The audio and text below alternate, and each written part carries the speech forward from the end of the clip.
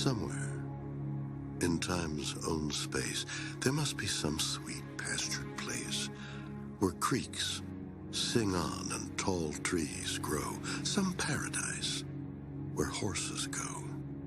For the love that guides my pen, I know that great horses live again.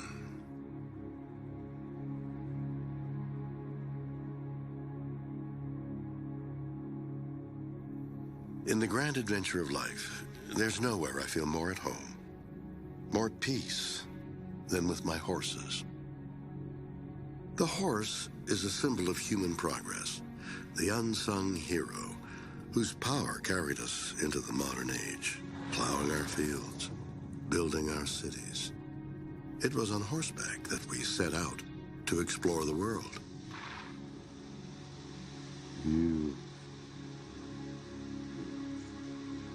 Right. Oh. Right.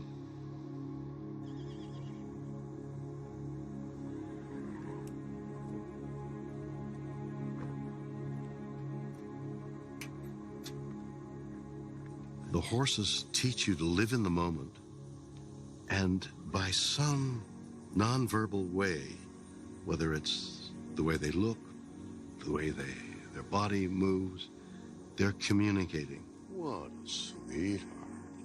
That's the first time I've touched her. A whole new thing. How they feel, what they think, and they're reading you in the same way. This is where the horses are bred, babies grown up, and they begin their life. So the baby dives into life. And I've been there at that moment when the baby looks around, and I was the first thing the baby saw. I was brought to tears by the experience because it was seeing a life form, seeing the world for the first time. It's that connectivity that fascinates me. From the point of the stars,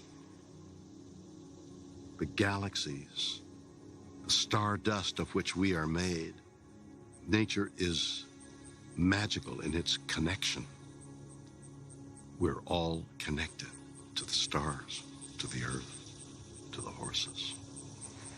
T-minus 10, 9, 8, 7, 6, 5,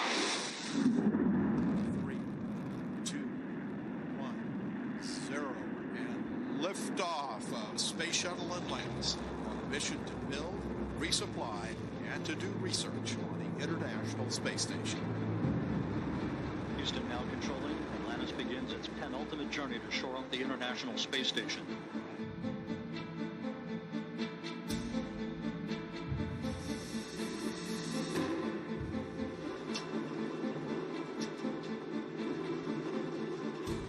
We humans are naturally born dreamers.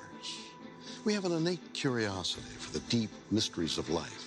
What is our reason for being? What is out there? Are we alone? Dreams are at the intersection of science fiction and science fact. They inspired the creators of Star Trek to imagine a future 3 centuries from now where we have developed the technology and the know-how to explore and colonize distant galaxies. How much of that is fantasy? How much will actually come to pass? And how is it possible for something like Star Trek to illuminate a path to the future? My name is William Shatner, and this is a voyage to probe the most brilliant and creative minds on the planet to find out if the truth is in the stars.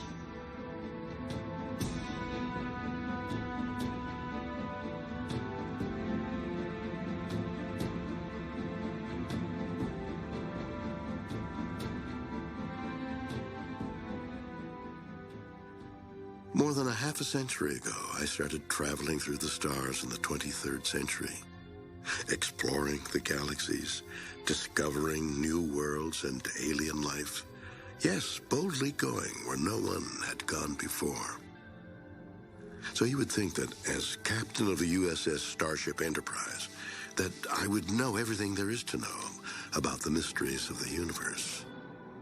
But so many of my questions remain unanswered. The vast expanse of the universe. Dark, mysterious, stretching off into infinity. How did it begin? Where is it going? How will it end? Good evening, ladies and gentlemen. From the Meridian Room in the Park Plaza Hotel in New York City, we bring you the music of Raymond... Science fiction has long been a part of our entertainment culture. When Orson Welles frightened a nation in 1938 with his broadcast of War of the Worlds, the imagined future was dark and foreboding. Ladies and gentlemen, I have a grave announcement to make. Incredible as it may seem, both the observations of science and the evidence of our eyes lead to the inescapable assumption that those strange beings who landed in the Jersey farmlands tonight are the vanguard of an invading army from the planet Mars. Bring in the news of the world for millions of readers. The Martian invasion was all imagined, but the Second World War and the Cold War that followed indoctrinated a sense of fear. Here they are on their way to school on a beautiful spring day. But no matter where they go or what they do, they always try to remember what to do if the atom bomb explodes right then. It's a bomb. Duck and cover. But the Cold War was about to take a new turn. The race to space had begun.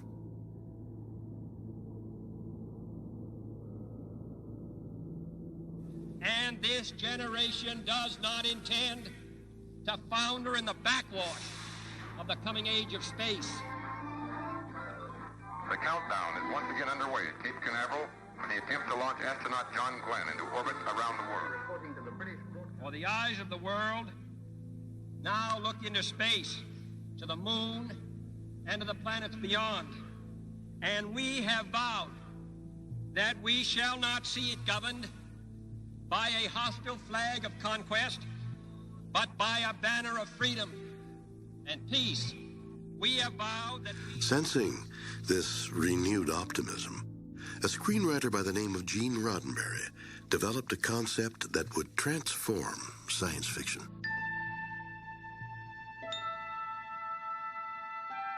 Space, the final frontier. When Star Trek premiered in 1966, it envisioned a promising and hopeful future where the world was united in a peaceful quest to explore the universe. To boldly go where no man has gone before.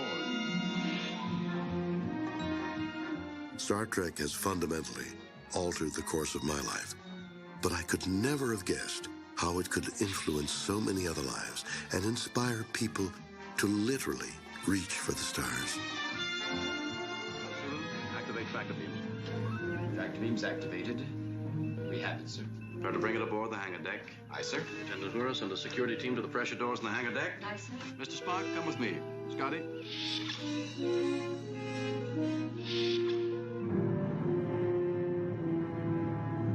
Hangar doors open and clearing for entrance of shuttlecraft. Shuttlecraft approaching hangar deck.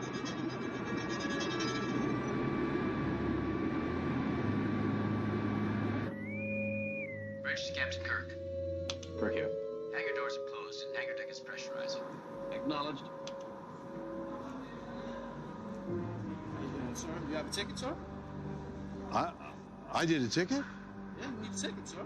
I'm the guy that played Captain Kirk. Really? I still need a ticket. Yeah. Wow.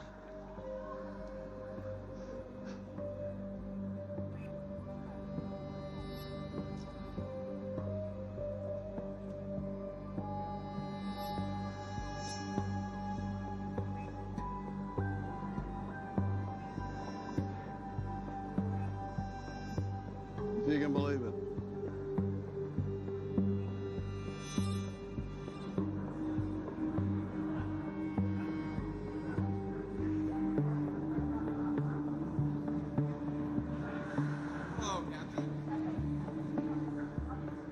More than 50 years later, Star Trek still captures the imagination.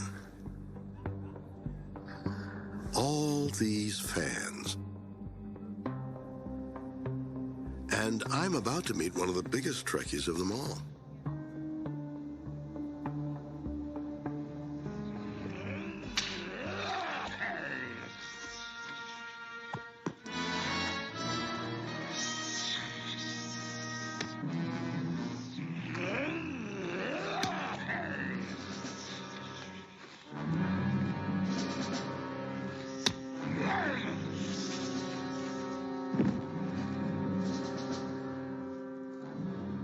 the actual Born head. Is it real? That's what they say. I thought it was tearing at me with its teeth. Does it look familiar? Yeah, well, it was a hot desert day. Yes. Vasquez Rocks, right? Vasquez Rocks, exactly. Right. Yes. He was a powerful guy, that guy. Yeah, there's some great wrestling that happened in that. And that's his outfit. Now, this is supposedly the laurel wreath that you wore in Plato's Stepchildren. Why do you say supposedly? Well, it's all been verified, but, I have to believe the people who I gave the money to that this is all real because it came through an auction house. It has to be real. Right, it has to be real. But maybe you can be the final... Oh, that looks real to me. Yeah. That's certainly... So this is what you wore for the first interracial kiss on television. Fantastic, yeah.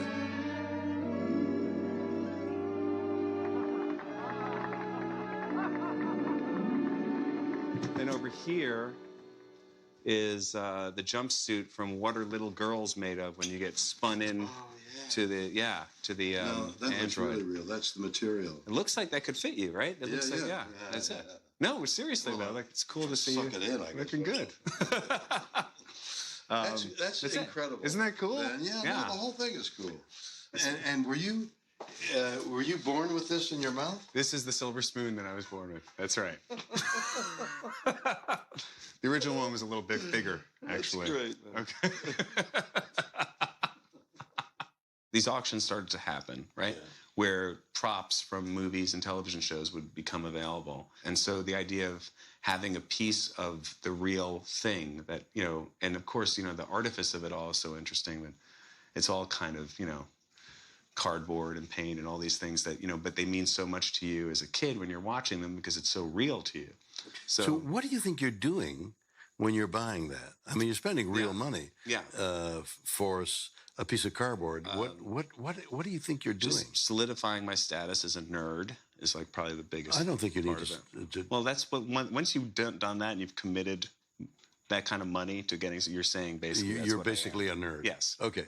The idea to me, it's just that idea of touching the real thing or something that was actually there, piece of history in a way. Did this intrigue your imagination? Did this make you think in those terms? Yeah, I mean, it was more than intriguing. I mean, it was kind of one of those shows where it's like, wow, this is the coolest thing. I love this. I started going to conventions and, but I don't know if you don't analyze it when you're at that age. I think, there are movies and television shows that you see at a young age that have an impact, and then they either stay with you later or they don't, but they're never going to affect you like they affect you at that age. And I think that's part of it, too. This is Star Trek's 50th anniversary. So it's 50 years since I was playing the part. From my vantage point, 50 years later, I don't know where it went. I mean, and it's both appalling and intriguing when somebody looks at me and says, are you Captain Kirk thinking of me 50 years ago? I've talked to quite a few people about time, about the passage of time and how time goes. And of course, fascinating, isn't it? It is. Have you talked about the phenomenon of time going faster as you get older? Feeling that time... Tell me about that. Just the feeling that time goes by quicker as you get older. They find that time does slow down as you approach the speed of light. Did you know that? I've heard that. Well, they've proven that if you could go at the speed of light somewhere, time would cease to exist. And would aging then slow? You'd stop aging. Right. Now, I don't know how that works, because when you come back, the Earth would have gone on around the sun that many times, and you would not have. So you'd be your age, and your kids would be your age as well. I stopped understanding what you were saying about 30 seconds ago. Most people find that no matter what the subject is. That's the problem.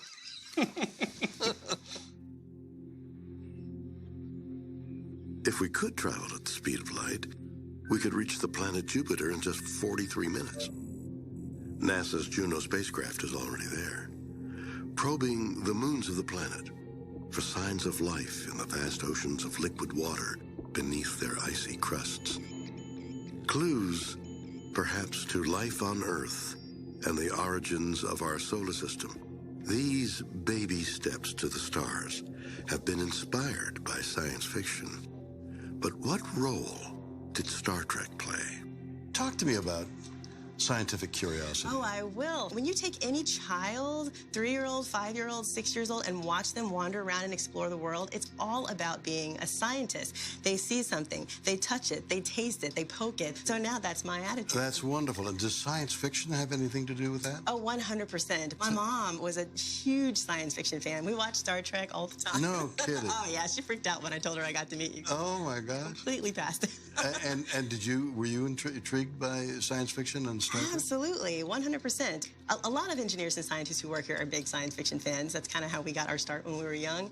And the idea that Europa might have a huge ocean of water beneath that ice cap, we can think about it in a practical way. Okay, maybe all the elements of life are there, maybe there's microorganisms there, but we just can't help that little piece in the back of our head that says maybe there's underwater cities there. It's just an extra little spark of coolness to go and explore. So sort of a science fiction version of science fact. That's right. Oh, that's wild. I love it. But one of the reasons I am an engineer in this business is because we get to support the scientists who dream up these questions that they want to know about the world, and we can help them go get the data they need. Okay, so tell me how that works. It's that spirit of discovery, of exploration, of always knowing you can go out looking, and there's going to be something fascinating just over the next horizon. The idea, I think, too, that I get from Star Trek is that so many of the surprises were good ones. And even when there were surprises that were dangerous for the crew or dangerous for people, there was always a way to work out a solution so that things were okay in the end. Systems, this is Nav.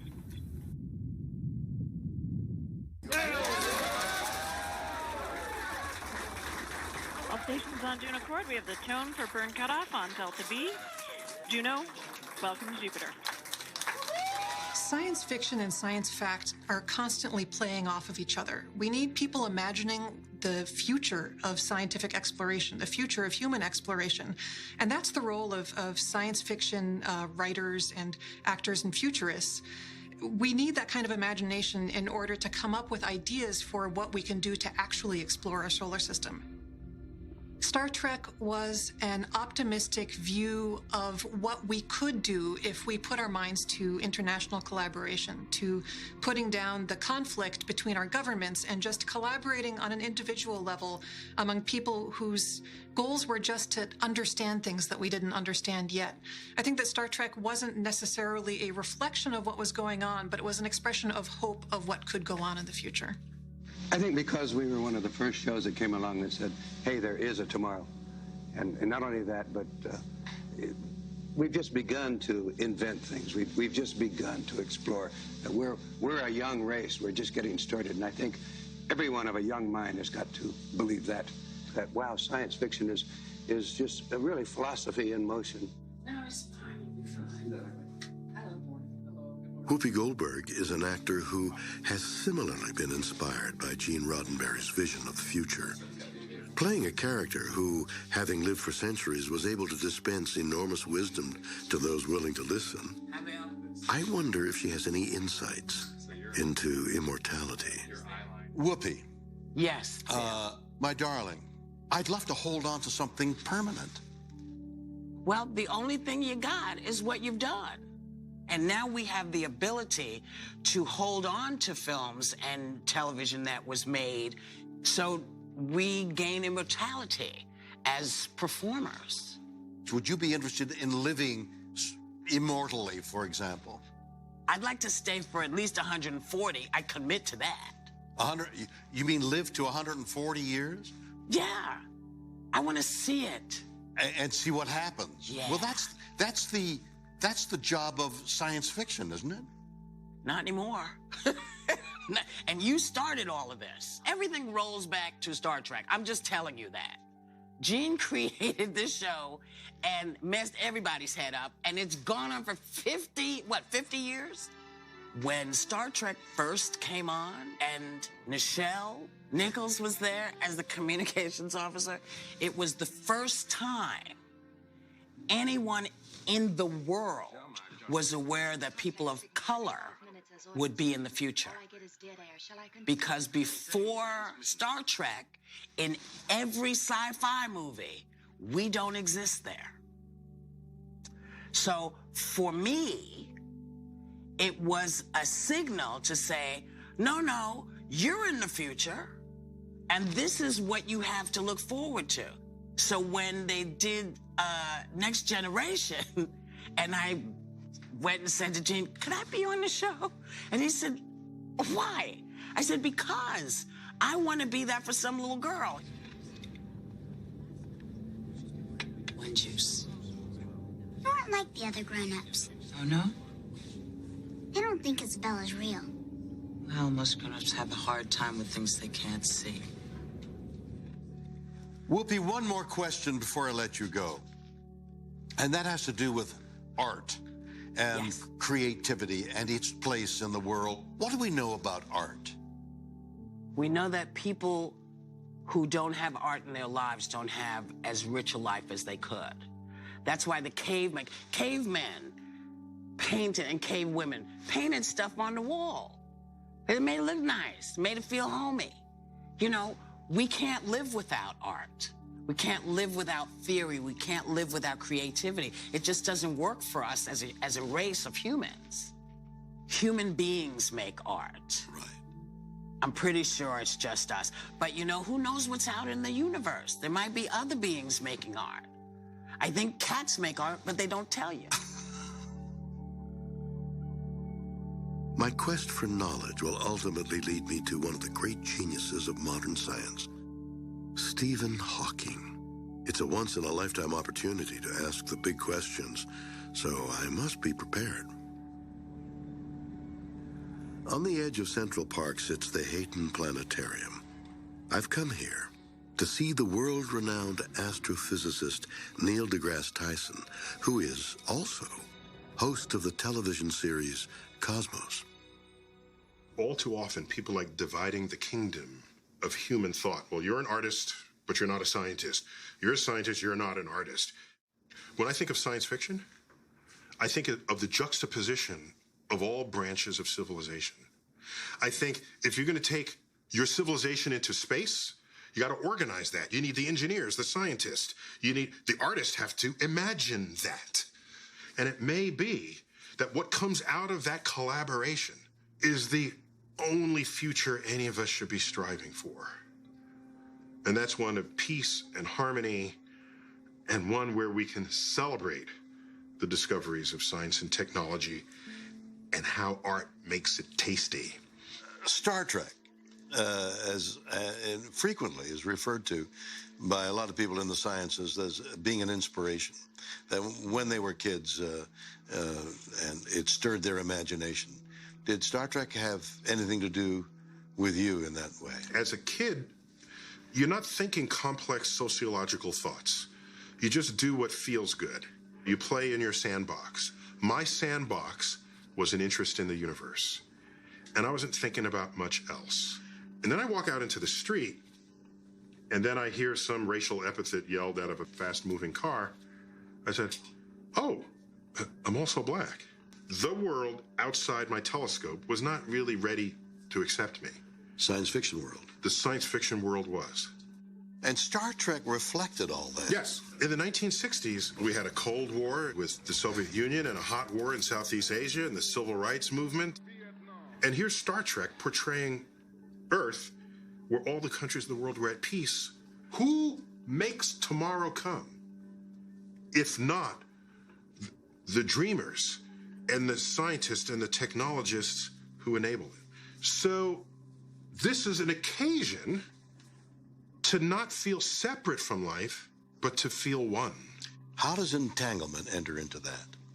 And tell me what entanglement is.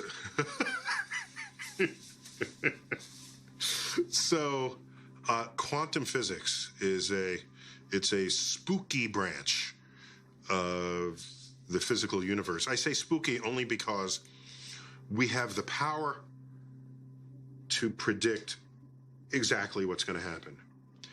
Entanglement is one of these things. You can have, each particle is also a wave. What does that mean? Doesn't make sense, does it? No.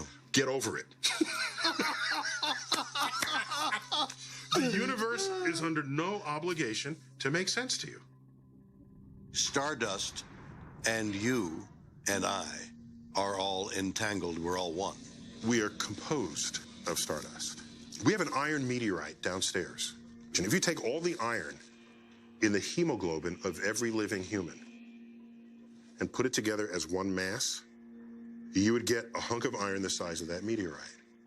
So we have an iron kinship with one another and that meteorite because we all have the same point of origin. That's a gift of modern astrophysics to civilization, to realize the oneness we have with one another biologically, with the Earth chemically, and with the universe atomically.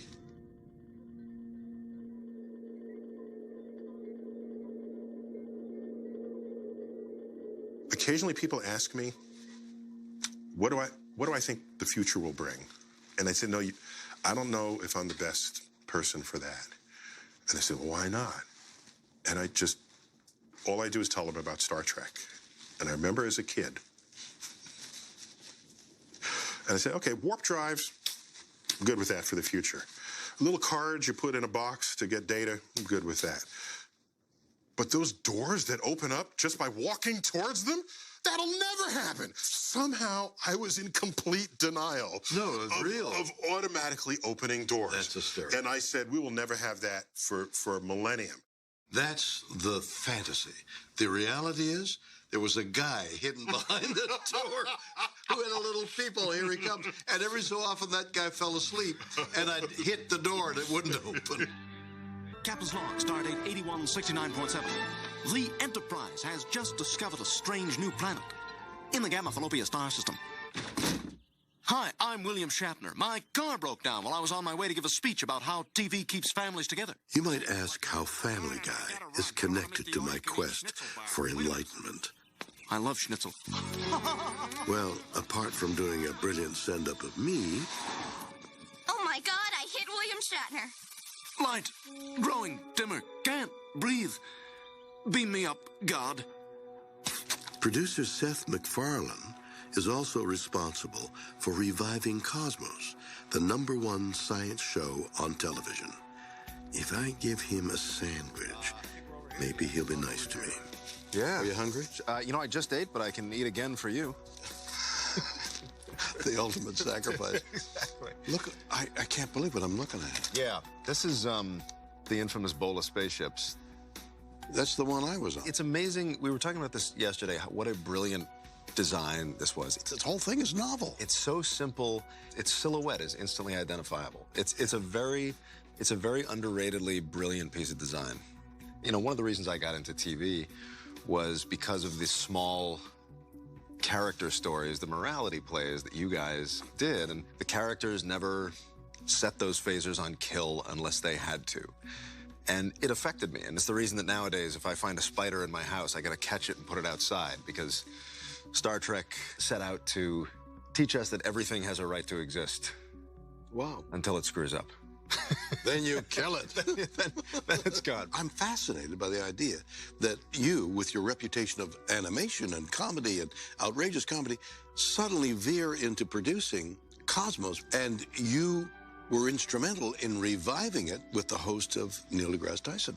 It all goes back to when I was a kid, when I was a teenager, I was in high school, I had your show and the show following to present an optimistic view, which, by the way, is something that's very lacking right now. Science fiction has gotten very, very dystopian. A lot of people get their science from entertainment. And I wonder what that's doing. I wonder what the absence of that exciting, hopeful, optimistic vision that you guys presented. Without that, I wonder what's exciting kids today who are into that genre. If you were going to go to Dr. Stephen Hawking, what would you ask him? I would say, what's your best guess? That would be my question, at everything. And is there some higher dimensional lens that we're seeing our world through? So I would say to him, with everything that you know and your knowledge of mathematics and quantum physics and such, what is your best guess as to the actual physical nature of the universe? And I'm sure he would, because he's a responsible guy, I'm sure he would say, I have no fucking idea. Okay, this may be the greatest deli sandwich you've ever had. There's no way this is going to be all over my shirt.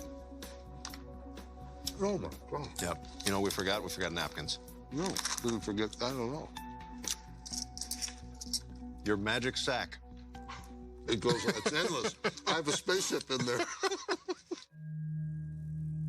New York Central Park is an oasis of calm in a hectic world.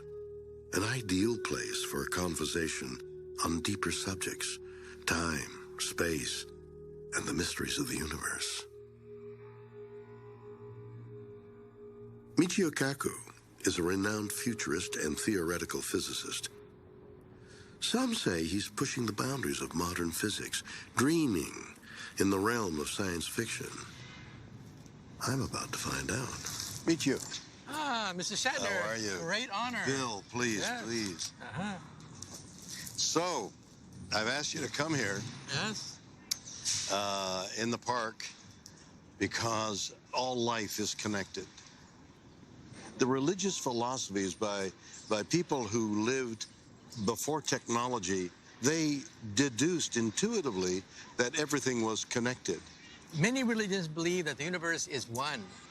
Think of the Big Bang, when the entire universe came out of something smaller than an electron. Everything you see around us was connected at the instant of the Big Bang. Oh. And when the bang took place, we got separated. But in some sense, all matter in the universe has connection with every other piece of matter, because we all came from the same bang. Well, I love that idea. The Big Bang is an incredible concept as to the beginning of this universe. Right. I mean, nobody thought of that before. That's right. See, Einstein had the theory, but the Big Bang was too much for him.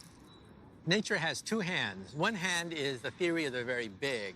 The other theory is the quantum theory, the theory of little tiny electrons. But why should nature have two hands which don't talk to each other? Right, exactly. How can nature combine the big with the small into a single theory? How? That is the #1 problem in physics today. That's the mystery. Yeah. It's still a mystery. We don't know. The leading theory is string theory. We think the string theory, in fact, is the only candidate which can meld the big and the small into a single comprehensive theory that works. I understand the English, but the sense of it, what does that mean? Well, we think that ultimately particles are made out of tiny vibrating strings. Yes.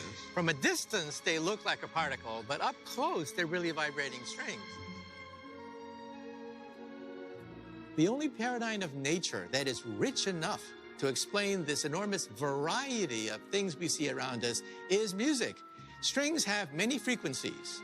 Each frequency corresponds to a particle, to a whole universe of interactions. And as it vibrates, it creates quantum mechanics, all the quantum particles. And as it moves in space and time, it forces the stage of life to curl up exactly as Einstein predicted.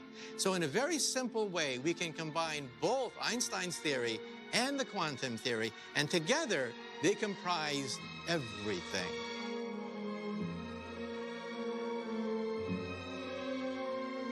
So the music of the string is all the particles, and chemistry is nothing but the melodies you can play on these vibrating strings. I love what you're doing. And then the universe is a symphony of strings. Oh. These are the exact quotes of Einstein. He said he wanted to, quote, read God's thoughts. The leading candidate for reading the mind of God is cosmic music. Cosmic music resonating through 11-dimensional hyperspace. Wow. That's the theory, and that would go along with the unifying idea of everything is unified. Right. And right. you're looking to prove what you just said. You're looking to prove that? That's right. Oh, That's my right. Lord. I never understood that. You got it. I got it. You got it. I got it. My God, I got it.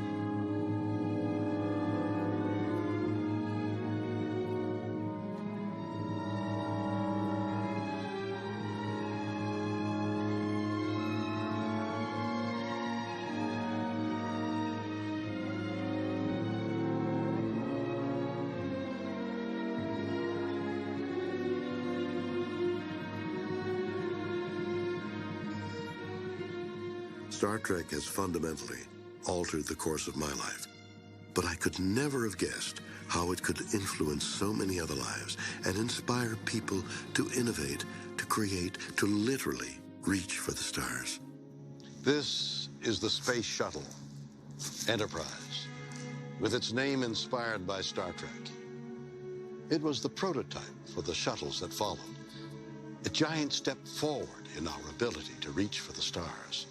But where exactly is that quest taking us? We're literally at the crossroads of science fiction and science. Right. And you are a pure scientist, right? And I'm a pure ignoramus. Nonsense. So I'm fictional in every sense, and you're pure science. It's all about dreaming.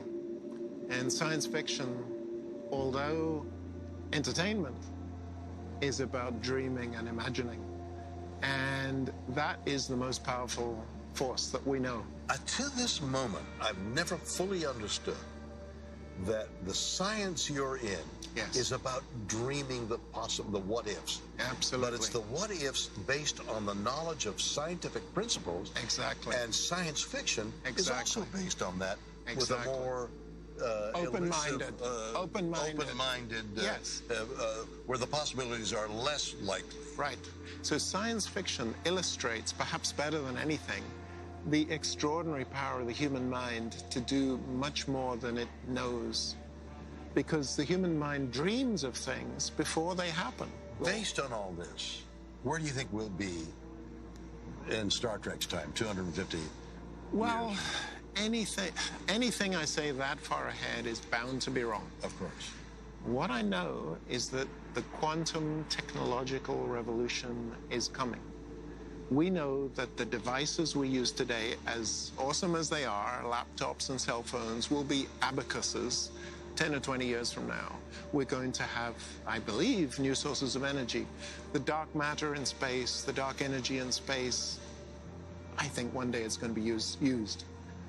That will allow us to travel in space. Where does Dr. Stephen Hawking and you, as his collaborator? Yes. You, I mean, just be mentioned in the same breath is really phenomenal, isn't it?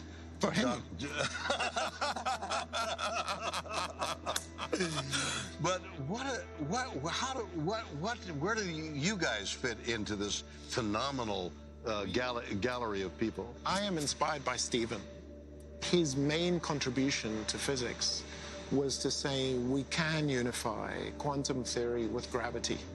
And let's try and do that. We have to do that to describe black holes. We have to do that to describe the Big Bang. We're on the verge of discovering it. Is that string theory? No. We're on the verge of discovering it. It's not string theory. String theory has become a nightmare theory. What we're finding observationally is that as we go to bigger scales, the universe simplifies. And in a sense, it's finite. You know, we're used to talking about an infinite universe. But the part we will ever see is actually finite because of the dark energy. So the dark energy is causing a universe to accelerate its expansion away from us.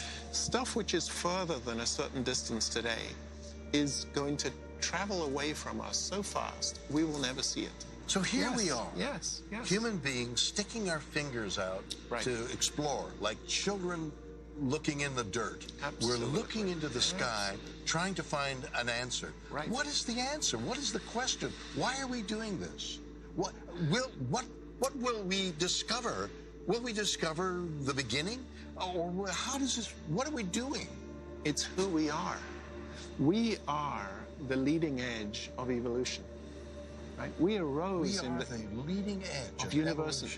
We represent the self-consciousness of the universe. This thing behind us isn't thinking about what's out there and how does it work. Through us, it is. It is through us. Yeah. Through us. We are the self-consciousness of the universe. Are you the special forces in the battle for knowledge? Absolutely. Wow, you're the Green Berets of education. That's what physics is. The Perimeter Institute for Theoretical Physics. This is where dreamers like Stephen Hawking are exploring mind-bending ideas about the nature of our universe, asking the what-ifs. What if we can bend space and time? What if we can control gravity? What if we can peer deep into a black hole? What if we can harness the power of dark energy? What if we can travel faster than the speed of light? What if? Mike Lazaridis, you and your associates invented the very first smartphone. What a thing to be able to say, because of the way smartphones have changed the world. Not just our culture, but every culture. You sell BlackBerry, and you make a lot of money. And you use that money in a philanthropic way. You endow an institute that you call Perimeter. And the object of that money is pure research. How do you get to that? The lenses of our imagination are the most powerful optics you could ever imagine. They're much more powerful than our eyes. They're much more powerful than our instruments, because they allow us to see things that our instruments can't see, but can only interpret. Everything that we basically take for granted in our industrial world, in our lives, in our society, in our technology, our industry, all the wealth creations come from theoretical physics discoveries that have explained parts of nature.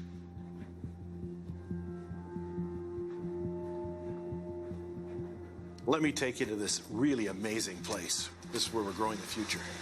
So this may appear like science fiction, and in many ways it is. But this is the kind of technology you need in order to invent the future, because you're dealing with materials that you can't see. We can grow materials, keep them completely isolated from impurities and contamination, and we can not only grow them here atom by atom, layer by layer, we can build completely imaginative new substances that are going to help us define the quantum future. Scientific discovery and technology and industry, they change everything. No matter how wild-eyed we are, we tend to underestimate the future potential of a discovery, of a physics discovery or a technology discovery. Physics is magic that works. The universe transcends the English language. We simply don't have the words to describe its magnitude. But with mathematics, scientists are able to comprehend the universe, to see music in the stars and equations in its blackness. It occurs to me that these complex scientific theories occupy an imaginative realm much like magic. As Kirk, I explored the universe unafraid of what surprises lay beneath the black cloak of human ignorance. I've come back to familiar surroundings to meet with an actor I directly inspired. And, oh yes, a slick hand at magic, too. Where the magic is, you have to believe that it's there. That's magic. Magic is merely saying, that can't be done. And then you do it. And when you first do it, they go, that's a great trick. It's a great trick. And then eventually you go, well, that thing can be done. The reason my wife doesn't like magic, she goes, it's not magical if you can do it. Now it's just a thing, it exists. And I think that's fascinating. Let's create the illusion of how it could be done. And then that illusion becomes your reality. If I say to you, this coffee is hot when it's not, and I believe it, for me, it's not. Your perception is that it's hot. When I was 8 or 9 years old, I discovered Star Trek. And I became immediately addicted. And my addiction was specific. I mean, I love the whole thing. But your work as Kirk was so inspiring to me. The idea of this guy who was brilliant, instinctual, romantic, masculine, this sense of humor, where I went, that's what I want to do. Now, what I really wanted to do was pilot the Enterprise. I didn't know that there were two different things. But that was the beginning of my interest in when watching you through those episodes. Kirk was always moving through this galaxy, this mission, with a sense of awe. The writers of Star Trek had some brilliant ideas. Yeah. they certainly were able to articulate the challenge in a way that invited dialogue. The most powerful episode you ever did, on which the divide between peoples one guy was black on the right side and one guy was white on the right side. I mean, out of that was this enmity and this hostility and this death match until they literally completely destroyed each other. That was one of my favorite episodes, too. It's just brilliant. You're coming back to pay for your crimes. Long after you and I are gone, people will watch those episodes, and they may seem kitschy and they may seem outdated, but the integrity that you all brought to it made it real for us, and it left a mark. You were on Star Trek. Voyager. I made it. Voyager, yeah. As you well know, there is a magic, especially if you're a Star Trek fan, to walking onto the ship, and they close the door that gets you onto the ship, and now wherever you look, you're on the ship. I mean, if you look out a window, there's a star field, and if you walk down a corridor, it leads to a real room. It's why we go into acting. There is one other individual who rounds out our group. An artificial intelligence. The mind of a mathematician and the soul of an artist. Take me on this wonderful journey you're taking me to a man like Dr. Stephen Hawking.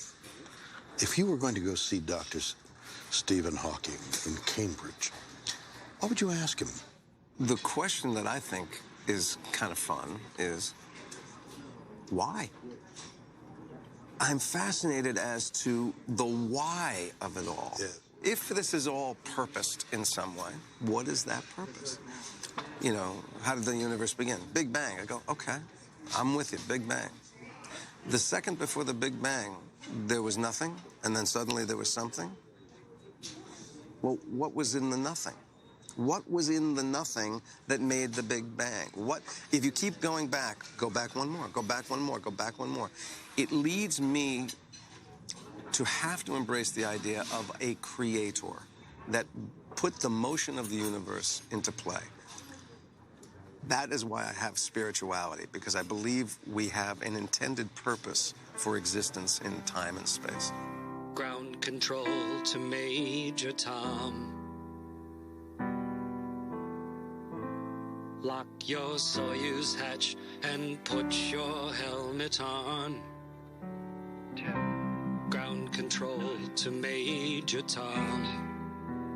7, 6. Commencing countdown, engines on. How are you?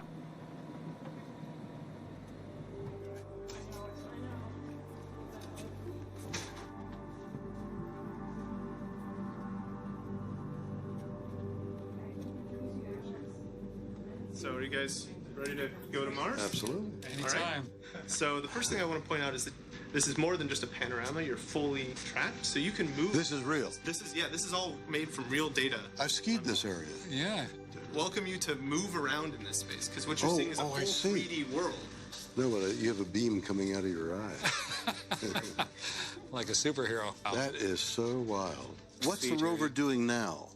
I mean, these days. What's it up to?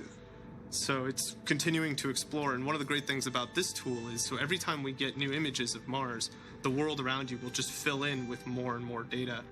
So our goal is to drive about a third of the way up that big mountain and 180 degrees around in the other direction. 180 degrees around this direction. Yeah, so this is remarkable here. Yeah. Do we know the qualities of the soil? Is it Earth-like? Can you get a corn crop going there? I think there's a lot of radiation. What Bill and Chris are walking on is a sediment. It's made of broken bits of Mars rock. And so it's actually not so alien, because almost all of Mars rock is this volcanic material called basalt. It's the most common kind of rock in the solar system. We have it erupting in Hawaii and Iceland right now. It's all over the surface of Venus. It's all over the surface of asteroids, and forms this sediment across the surface. And if you picked it up and kind of brushed it in your hand, it would just look like a red sand. It looks totally navigable. I mean, That rover looks like it could go almost anywhere. It looks like Arizona in a way. It looks like a place the water went away. Yeah, some places you go, it's just sand for as far as the eye can see, and then other places, there's just giant rocky boulders everywhere. And it's You see that thing move? Which thing? A dark shadow behind that hill? Sasquatch, that would be my guess. Sasquatch, probably. He's everywhere. Wouldn't it be funny if something popped out there? Hey, Jesus, look at that. Look at that. It's a hominid. So, Chris, Mars rover, huh? It's amazing. Chris Hadfield, great Canadian astronaut, teacher, scientist, thinker, writer. Fellow spaceship commander. And a spaceship commander. Station, this is Houston. Are you ready for the event? I'm ready for the event. Mr. Shatner, this is Mission Control, Houston. Last time we talked, you were 250 miles straight up above Los Angeles. Yeah. And we had a 10-minute window of communication. In preparation for you to call me, I was thinking, how do you welcome Captain Kirk on board your spaceship? Open arms. Well, yeah, open arms. But you know, there's the military tradition. So I thought, you know, when someone comes on the ship, you blow the bosun's pipe. It's that standard hailing bosun's whistle, and I managed to get a copy of it, and I got it set up so that as you and I started, I like push play and hold the microphone so you could hear the silly noise. So picture me scrambling around on the ship trying to properly welcome you aboard. But it was delightful to have you on board my spaceship, the International Space Station. It was a delight to talk to you. We're here at JPL, and the head of JPL says, hey, Chris, you're the best. You're going to go, and you are going to uncover bacteria and water on Mars. Would you go? Would you go? No. Oh, I'd go. What will I do with my horses? Someone else could ride them. Could lead them and feed them. So you'd go. The willingness to take a personal risk in order to uncover an idea, to turn over a rock, to push back the edges of some black cloak, that, to me, is the really interesting Got it. But what about your little granddaughter waving her bum in the air when you play the guitar? You won't see that for 2 years. I agree. There is always a trade-off of what you're dreaming of doing and what you like to do right now. And as my wife pointed out to me a long time ago, giving up on your dreams does not come for free either.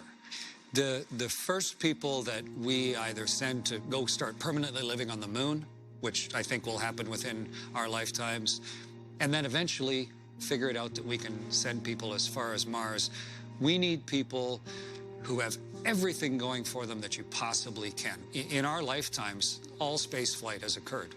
You know, no human being had flown in space. When I was born, when you were born, all of that has happened in less than a lifetime. And yet, we've permanently left Earth in that short period of time. There are 6 people up on a space station right now. They've been up there for over 15 years, coming in on 16 years, rotating crews. We've been in this really small place for so long, and suddenly we have developed the capability to start to see everything else. What's it like to float in space? What's happening to your stomach and your tongue and your eyes? We are all living under the ultimate oppressor, which is gravity. It actually physically, we accept it, like, because we have nothing to compare it to, but physically, it is like this actual physical weight trying to drive you under its heel into the dirt. The instant that the engine shut off and you can float from your seat, everybody laughs. It's just what you did. You float. Is that what you do? Yeah, you burst out laughing. No kidding. If it happened right now, you would just start laughing. You'd love it. You can tumble and fly. It is instantaneous magic. It's just magic. Your music and your pictures, which are so well known, tell me what that does for you and brings to us. Sometimes you go to the window of a spaceship and you say, I'm not going to take a picture. I just want to look at the world. And you're seeing something, but it's going by at 5 miles a second. You can't keep up. You can't cognitively or emotionally keep up with the huge variety of geology and history and human culture. And I found every time my hand would grab one of the cameras and go in, because I wanted to be able to see it later. I didn't want to miss it because I couldn't soak it up fast enough. And so I would take pictures, and then now, 3 years later, I can flick through them and go, wow, look what I saw. Look what it was underneath me. Just like exploration on a spaceship, music is an amazing human adventure and something that needs to be shared. It shouldn't be kept to yourself. And so music, to me, is almost a way to explain your life to yourself. Till next time. As his fictional captain, I piloted a spaceship. But in reality, if you had that kind of spaceship, you had warp speed, you could go anywhere. Within your lifetime, you could go anywhere in the universe. I think as a central precept, I would be looking for life, but think of what you discover along the way. Right. Think of all the other questions you'd answer. Think of how you would want to have Stephen Hawking on your crew. So it's a voyage of discovery. Just as the ultimate voyage of discovery. That'd be interesting. When you stand in eastern Canada and the sun sets and the blackness of the night envelops you, and you're looking up into the skies, what are you thinking? What are you seeing? What's really special for me, Bill, is there are little moving points of light up there, especially in Canada, where the sun can take a long time to set because of the northern latitude. And those little satellites, those little specks of human creativity go silently like little human stars across the sky. And if it's a lucky night for me, I get to watch the space station go over. Imagine if you actually were Kirk and you lived out that whole career and you had settled back to the place you loved the most, and you walked out on a dock and looked up and watched some young captain flying your ship. You could see the point of light, and you know that point of light so exquisitely and completely. You know every valve in it, and you understood it, you studied it, and you know what life on that ship is like. You know what it feels like, smells like, what it sounds like, what the camaraderie's like. It was almost an extension of yourself. But now you're just this person standing on a dock, trying to connect that little point of light with everything that you are. Just one moment, Katie, and I will answer that question for you. I stand on the axis where dreams intersect reality. I've always wondered what it takes to understand the nature of the universe, to know it confidently, like the crew on board the Starship Enterprise. If we can literally look up into the sky and see the past, see within 400,000 years of the Big Bang, I'm comforted that time might not be the aggressor we perceive. I see a shooting star, and in some ways, I'm not yet born. For as long as Star Trek has been around, the esteemed environmentalist and broadcaster, David Suzuki, whose years on Earth almost match my own, has been focusing his message on preserving and protecting our planet. His wisdom is shared by North America's First Nations, whose intricate totem poles rise up to the sky as symbols of myths and legends, reflecting their kinship with Mother Earth. Hello, brother. Hello, brother. How you doing? Look at how firm and strong you are. You're pretty firm yourself. Well, I ride horses. Jesus, what do you you should feel his I walk around like this for people to feel my arms. I'm older than you. I bet that's the first person who said that to you. You're a little bit older. When I enter a room, I used to think, wow, I'm the youngest here. Now I'm the oldest. I can't figure it out. A lot of people, when they get older, they take themselves very, very seriously. And I love the fact that you send yourself up in commercials. What would happen if I was really being truthful? And you thought I was setting myself up? No, I mean, on a deeper level, it's over so briefly. I mean, how can you take it seriously? Yeah. The cosmic joke is we think it's important. Exactly. But we're just a continuation, aren't we? Exactly. Why don't we talk about that? I mean, the water is right there. The ocean is right by your doorstep. Will it be in your doorstep at some point? Well, that's the big question. Fortunately, we're high up enough here where even with the sea level rise of, say, a meter, still won't be here, but the storms will come into our yard for sure. All right, so now people as old as us say, well, you know, the water isn't up yet. We're good. But then you look at your children. What do the children do? And what do the children do? They've got to tell their parents, who have all the power and the money now, if you really love me, you bloody well have to get us onto a different path. We know that climate change and the change in the world is happening at an accelerating pace, far faster than you thought 40 years ago. I learned about climate change in the 70s. And then I wrote an article. I said, this is a slow motion catastrophe. It was only in the late 80s I said, oh my God, we got to act now. This is the time in geological history when humans are the major force shaping the physical, chemical, and biological properties of the planet. We are the force that is determining where the planet itself is going. When they sent astronauts into outer space, one of the things they did is they went and took a picture of Earth. And that picture of Earth from space gave us a view of our home like we never had before. It was one single system, the air, the water, they were all just a part of that beautiful marble of blue. Humans invented the idea of a future, and because of that, we are the only creature that realized we can affect the future by what we do today. But look at what a lot of people say, well, we've ruined this planet, we got to find somewhere else. Let's talk about Let's that. go to Mars. Okay. Let's go to Mars. Let's ruin Mars. The nuttiest idea. We're going to go to Mars and terraform it. We're going to make it into like Earth is crazy.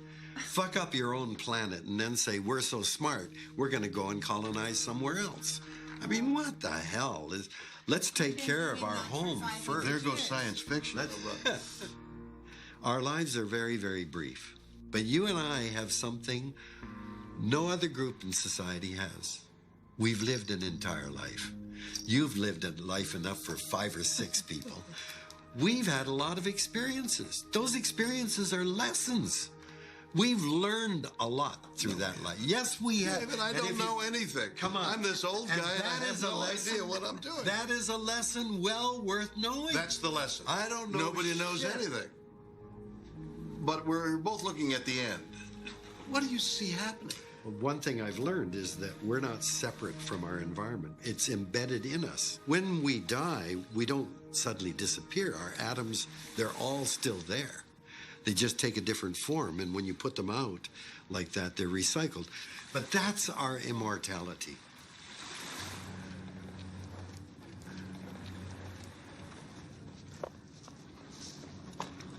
Perfect. So it is a great city, isn't it? Oh, God, yeah. What a humbling experience I've had, trying to get to know some of the exquisite mysteries of our universe and the people who devote their lives to its understanding. It's been said that magic is the knowledge of angels. In fact, the great thinkers of ancient times were considered not scientists, but sorcerers.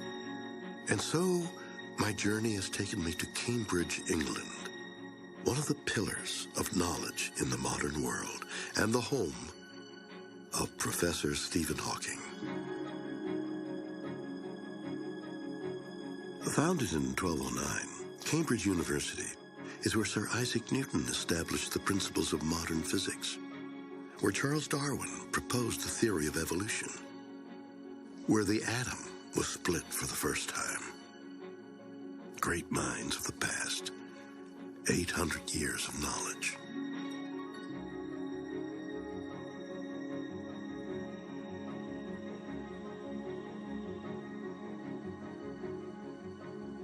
Zhu Zhimo, Chinese poet, came to Cambridge.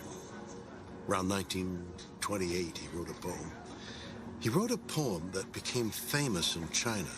China sent over a large stone to commemorate the poem, placed it under the willow tree to which he wrote this poem, and since then, thousands I've come to Cambridge to pay respect to the poet and the poem.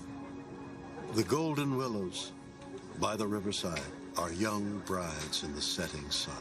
Their glittering reflections on the shimmering river keep undulating in my heart. That pool in the shade of elm trees holds not clear spring water, but a rainbow, crumpled in the midst of duckweeds, where rainbow-like dreams settle. Yet now I cannot sing out loud. Peace is my farewell music. Quietly, I am leaving, just as quietly as I came. Gently waving my sleeve, I am not taking away a single cloud.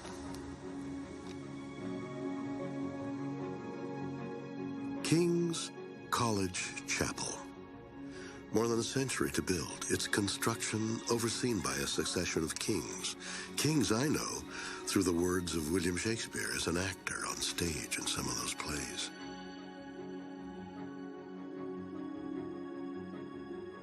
Time traveling. This place echoes with the passage of time. Imagine what has been accomplished over those centuries. And where will we be in the era of Star Trek? That's just 250 years from now. How will future generations judge us when they look back on our time in 800 years?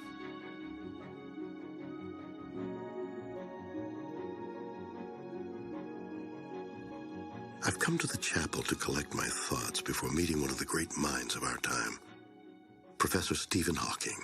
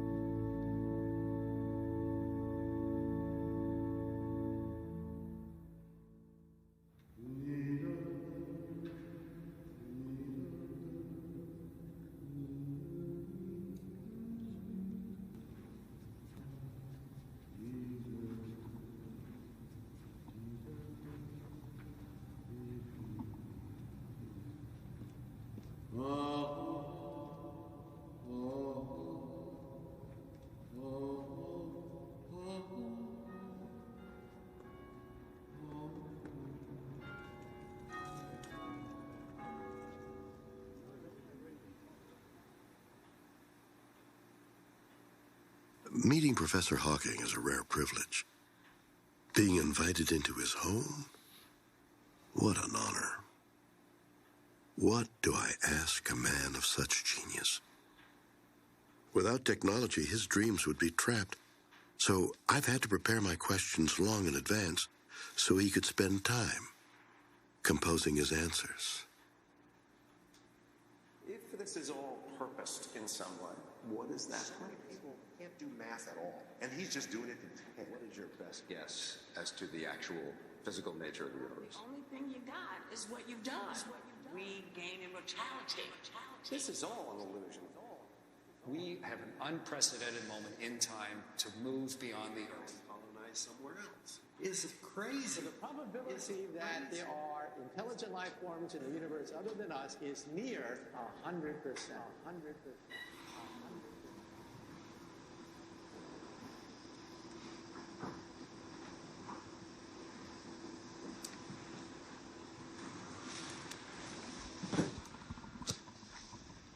Dr. Hawk, how are you?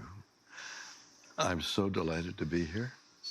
I've been waiting a long time, not only here, but for a long part of my life to meet you.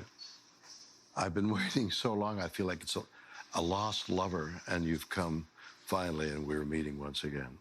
How nice to see you. Thank you so much for taking the time and letting us come into your house. Greetings, Captain Kirk. I have not met you before, but I appeared on the Enterprise as a hologram in a poker game arranged by Commander Data. But then I said, in that frame of reference, the perihelion of Mercury would have processed in the opposite direction. That is a great story. Quite amusing, Dr. Hawking. You see, Sir Isaac, the joke depends on an understanding of the relativistic curvature of space-time. Do not patronize me, sir. I invented physics. The day that apple fell on my head was the most momentous day in the history of science. Not the Apple story again. I won 141 Federation credits, but I don't know the exchange rate. Oh, it's tremendous. But now that that you've left the European Union, it's a lot less. I made you laugh. I probably have succeeded beyond my wildest dreams. I've made you smile. I've traveled a great distance through time and space to come here to see you today. It's a great honor to meet you in person, and I hope to find answers to the deepest questions of the universe. My question, therefore, is, Star Trek explored many of the mysteries of the universe, time, travel, warp speed, teleportation, alien civilizations, black holes, parallel universes. What role do you think Star Trek plays in inspiring humanity? Many of the things Star Trek foresaw have come to pass, or will, in the not-too-distant future. We have discovered many black holes, and space travel is now commonplace. We can travel forward in time by moving at almost the speed of light, but I have shown that it is not possible to warp space-time so much that one can travel into the past. Yuri Milner and I have announced plans to use radio telescopes to listen to signals from alien civilizations. We plan to send miniature nanocraft, pushed by giant lasers to 20% of the speed of light, to Alpha Centauri in search for alien life.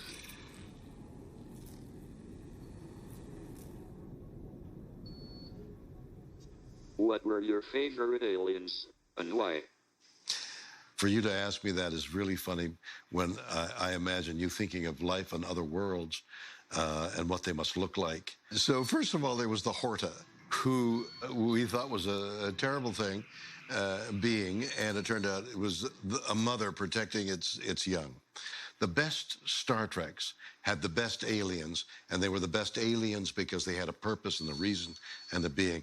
Those were my favorite aliens, the intelligent ones. Why do we want to believe that we're not alone? It seems that life arose spontaneously on Earth. We also believe that the universe is infinite.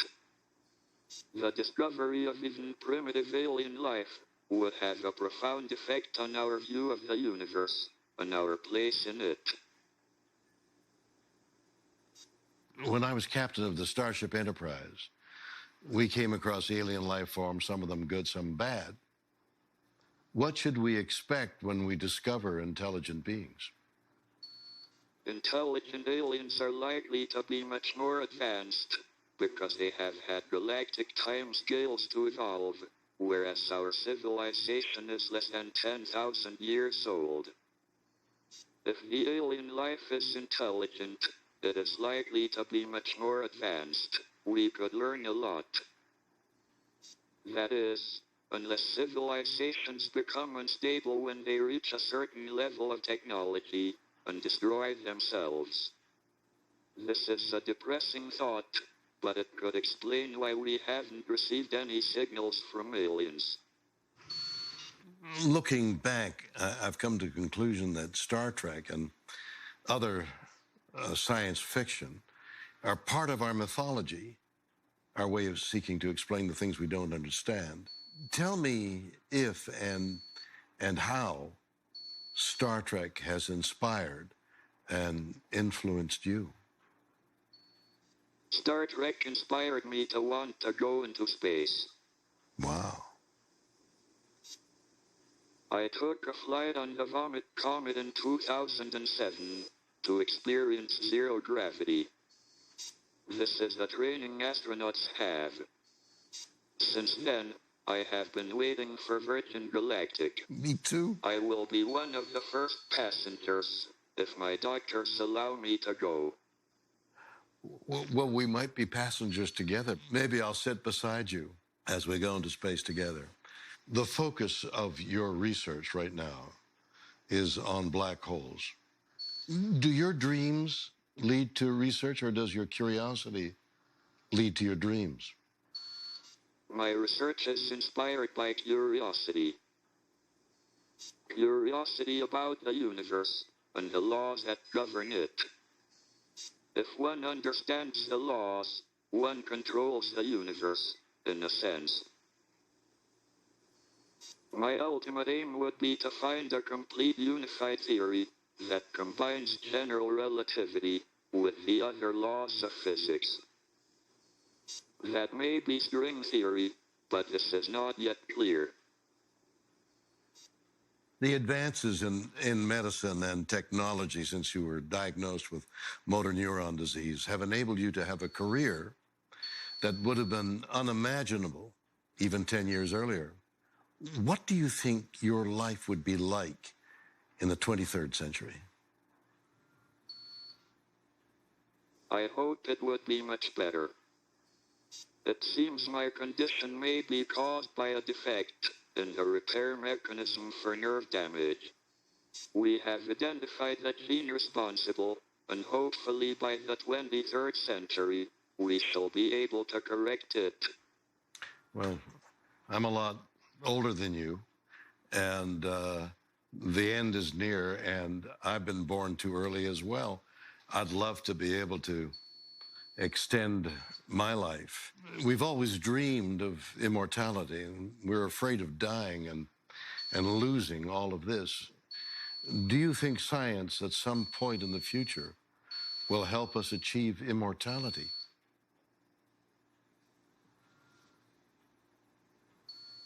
Nothing is immortal. The human repair mechanisms wear out, like everything else. To extend life further would require a major redesign of the human genome, which is unlikely to happen by the time of Star Trek. Thank you so much for taking the time. It was very generous of you.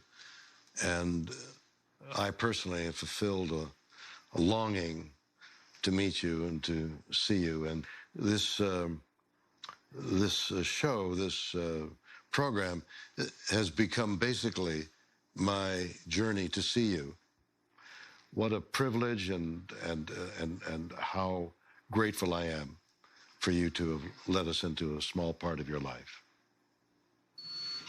That is a wrap. Sure, you're in a movie part once and now you're an actor. Sure.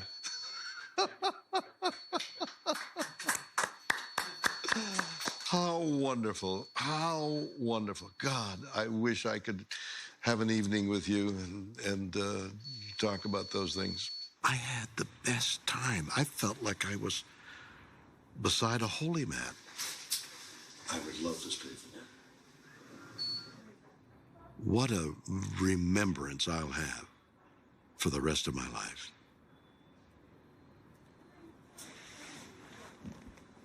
Wow. Holy cats. In this little cottage by the Cam River, came into contact with somebody who's gigantic. Wow. Okay, I wonder what's for dinner. He invited me for dinner. He invited me for dinner.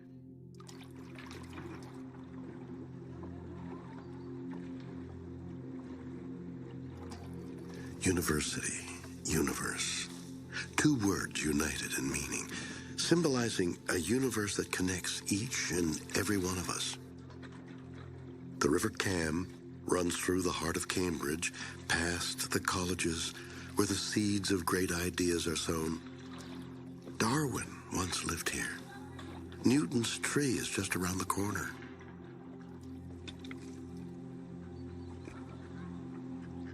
As I sit back and take in the history, I can reflect on what I've learned. Even to the people smarter than me, the future will always be mysterious. There will always be questions unanswered.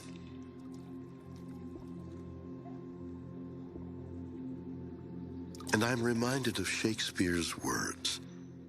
All the world's a stage, and all the men and women merely players.